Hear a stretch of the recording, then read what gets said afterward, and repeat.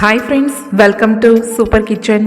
கோதுமை மாவை வச்சு ஒரே மாதிரி சப்பாத்தி பூரின்னு டிஃபன் ரெசிபி செஞ்சு கொடுக்காம கொஞ்சம் வித்தியாசமாக காய்கறிகளையும் கோதுமை மாவையும் பயன்படுத்தி இது மாதிரி நல்ல லேயராக சாஃப்டாக இருக்கிற இந்த டிஃபன் ரெசிபியை செஞ்சு கொடுத்து பாருங்கள். குழந்தைங்கள்லாம் ரொம்ப விரும்பி சாப்பிடுவாங்க. சரி வாங்க, இது எப்படி செய்யலான்னு பார்க்கலாம். இது செய்யறதுக்கு ஒரு மிக்சிங் பவுலில் 1.5 கப் அளவு கோதுமை மாவை எடுத்திருக்கேன். இது கூட கொஞ்சமாக சால்ட் உப்பு சேர்த்துக்கலாம். இதை நல்லா மிக்ஸ் பண்ணி விட்டுருங்க. இப்போ இந்த மாவை நம்ம சப்பாத்தி மாவு போல் பிசைய போகிறோம். ஸோ அதுக்காக கொஞ்சமாக தண்ணியை தெளிச்சுட்டு பிசைய ஆரம்பிங்க. எடுத்த உடனே நீங்கள் நிறைய தண்ணி சேர்த்துட்டிங்கன்னா அதுக்கப்புறம் நீங்கள் மறுபடியும் மாவு சேர்க்குற மாதிரி இருக்கும். ஸோ தண்ணியை கொஞ்சமாக தெளிச்சுட்டு இந்த மாதிரி சாஃப்டாக பிசைச்சு எடுத்து வச்சுக்கோங்க. இப்போ இந்த மாவு மேலே காயாமல் இருக்கணும். ஸோ அதுக்காக கொஞ்சமாக ஆயிலோ அப்படி இல்லாட்டா நெய்யோ இந்த மாதிரி அப்ளை பண்ணி விட்டுறலாம். பிசைஞ்ச இந்த மாவை ஒரு 10லிருந்து 15 நிமிஷம் வரைக்கும் ஊற வச்சுக்கலாம். ஒரு லிட்டை போட்டு இது மாதிரி க்ளோஸ் பண்ணி விட்டுருங்க. இது ஒரு ஓரமாக இருக்கட்டும். இப்போ அடுப்பில் ஒரு கடாய் வச்சுக்கலாம். கடாய் ஹீட் ஆனோடனே கொஞ்சமாக சமையல் எண்ணெய் சேர்த்துக்கோங்க. இதில் 1/2 கப் அளவுக்கு பொடியாக கட் பண்ண பெரிய வெங்காயம், 1/2 கப் அளவுக்கு பொடியாக கட் பண்ண முட்டைக்கோஸ், அதே மாதிரி 1/2 கப் அளவுக்கு துருவிய கேரட், 1/2 கப் அளவுக்கு பொடியாக கட் பண்ண பீன்ஸ், 1/2 கப் அளவுக்கு துருவிய உருளைக்கிழங்கு. இது எல்லாத்தையும் சேர்த்த பிறகு கொஞ்சமாக உப்பு சேர்த்துக்கோங்க. இப்போ கேஸோட ஃப்ளேமை மீடியமாக மாற்றிட்டு இந்த காய்கறிகளோட நிறம் கொஞ்சம் மாறுற வரைக்கும் நல்லா இது மாதிரி கலந்து விடுங்க. இப்போ இது கூட கொஞ்சமாக மஞ்சள் பொடி, 1/2 டேபிள் ஸ்பூன் அளவுக்கு தனி மிளகாய் தூள், 1/2 டேபிள் ஸ்பூன் அளவுக்கு தனியா, 1/4 டீஸ்பூன் அளவுக்கு கரம் மசாலா, 1/4 கப் அளவுக்கு தண்ணி. இது எல்லாம் சேர்த்த அப்புறமா கேஸோட ஃப்ளேமை நல்லா ஹையாக மாற்றிட்டு நல்லா ஈவனாக இது மாதிரி கலந்து விடுங்க. இப்போ பார்த்தீங்கன்னா நம்ம சேர்த்த மசாலாக்கள் எல்லாம் இந்த காய்கறிகளோட ஒன்றோட ஒன்று நல்லா மிக்ஸ் ஆகும். இப்போ இந்த காய்கறிகள் முழுமையாக வேகணும். ஸோ அதுக்காக ஒரு லிட்டை போட்டு க்ளோஸ் பண்ணிவிட்டு 10 நிமிஷம் கழித்து நம்ம பார்க்கலாம். 10 மினிட்ஸில் இந்த காய்கள் முழுமையாக வெந்துருச்சு. பாருங்கள், உங்களுக்கு பார்க்கும்போது நல்லா தெரிஞ்சிட்ருக்கும். நல்லா சாஃப்டாக வெந்ததுக்கப்புறமா ஃபைனலாக ஒரே ஒரு டேபிள் ஸ்பூன் அளவுக்கு டொமேட்டோ சாஸ் இருந்தால் சேர்த்துக்கோங்க. இது ஆப்ஷன் தான். உங்களுக்கு இந்த சுவை விருப்பப்பட்டால் சேர்த்துக்கோங்க, பிடிக்கலனா ஸ்கிப் பண்ணிக்கோங்க. இதை சேர்த்ததுக்கப்புறமா இது போல் நல்ல ஜென்ட்லாக இந்த காய்கறி கலவையை மிக்ஸ் பண்ணி கேஸ் ஸ்டவ்வை ஆஃப் பண்ணிவிடுங்க. இப்போது நம்ம ரெடி பண்ணி வச்சுருந்த மாவை பார்க்கலாம். மாவு நல்ல சாஃப்டாக ஊறி வந்திருக்குங்க. இப்போ இந்த மாவை எடுத்துகிட்டு நம்ம திரட்ட போகிறோம். எந்த மாதிரி ஷேப்பில் திரட்ட போகிறோம்னா, ஃபஸ்ட்டு இதை அப்படியே ஒரு சிலிண்டர் ஷேப்பில் இந்த மாதிரி உருட்டிக்கலாம். இதை நம்ம நிறைய டிவிஷனாக கட் பண்ணி எடுக்க போகிறோம். பார்த்திங்கன்னா நான் இது மாதிரி 8 கட் பண்ணதில் எனக்கு ஒரு 5 பீஸ் போல் கிடச்சிருக்குங்க. இது ஒரு பீஸையும் நம்ம தனித்தனியாக செப்பரேட்டாக பிரித்து எடுத்துக்கலாம். இந்த ஒரு பீஸையும் இப்போ நல்ல ஒரு ரவுண்ட் ஷேப்புக்கு மாற்றி இது மாதிரி உருண்டையாக உருட்டி எடுத்துக்கலாம். இது நம்ம எல்லாத்தையுமே ஒரு சப்பாத்தி மாதிரி நல்ல பெருசாக திரட்டி எடுக்க போகிறோம்.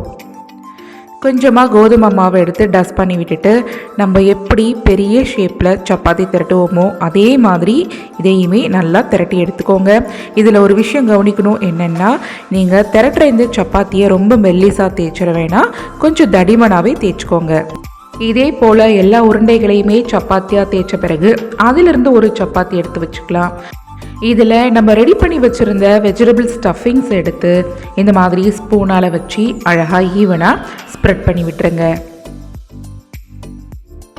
இப்போ இதுக்கு மேலே இன்னொரு சப்பாத்தியை வச்சு இது மாதிரி பரத்தி விட்டுருங்க. சைடில் கேப் இருந்ததுன்னா இது போல் இழுத்து விட்டு அட்ஜஸ்ட் பண்ணிக்கோங்க.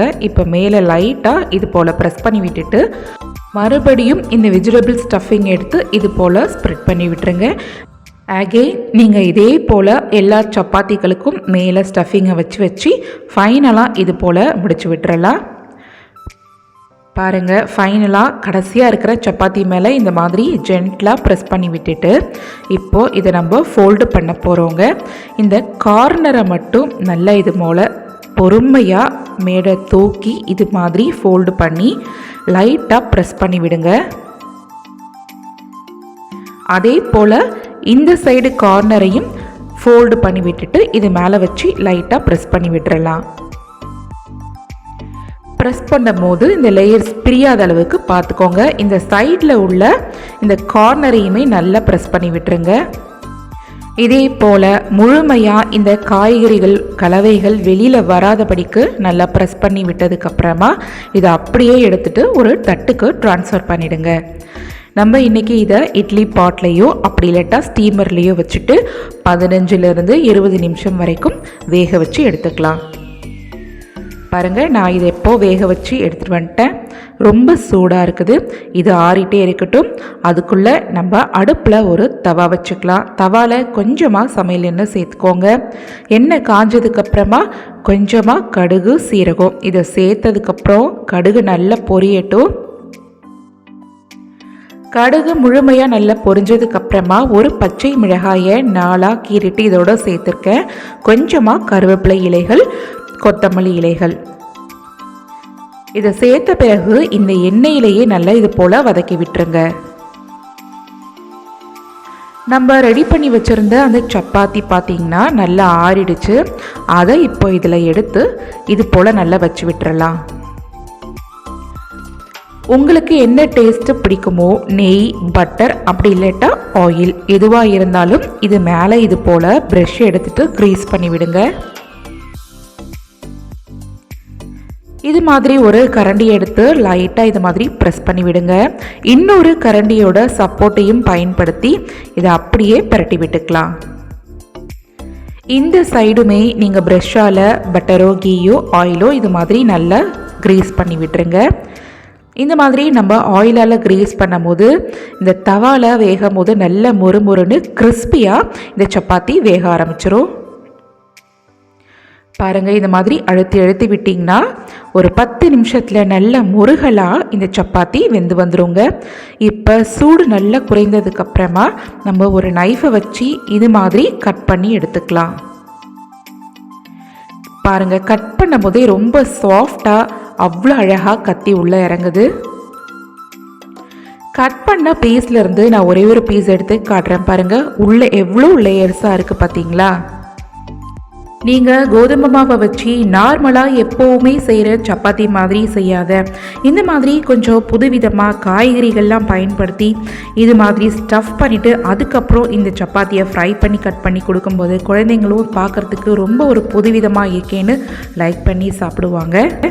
இது நீங்கள் லஞ்ச் பாக்ஸில் ஒரு 2-3 பீஸ் மட்டும் போட்டு கொடுங்க. கொஞ்சம் கூட குழந்தைங்க மிச்சம் வைக்காத சாப்பிட்டுட்டு வந்துடுவாங்க. ஹெல்த் வைஸ் கூட ரொம்பவுமே நல்லதுங்க. இதை நீங்கள் டிஃபன் ரெசிபியாகவும் எடுத்துக்கலாம். அப்படி இல்லாட்டா ஈவினிங் டைமில் ஸ்நாக்ஸ் ரெசிபியாகவும் எடுத்துக்கலாம். ரொம்ப சூப்பராக இருக்கும். ஓகே, இந்த ரெசிபி உங்களுக்கு பிடிச்சிருந்ததுன்னா சூப்பர் கிச்சன் சேனலை இது வரைக்கும் சப்ஸ்கிரைப் பண்ணாதவங்க சப்ஸ்கிரைப் பண்ணிக்கோங்க. தேங்க்ஸ் ஃபார் வாட்சிங்.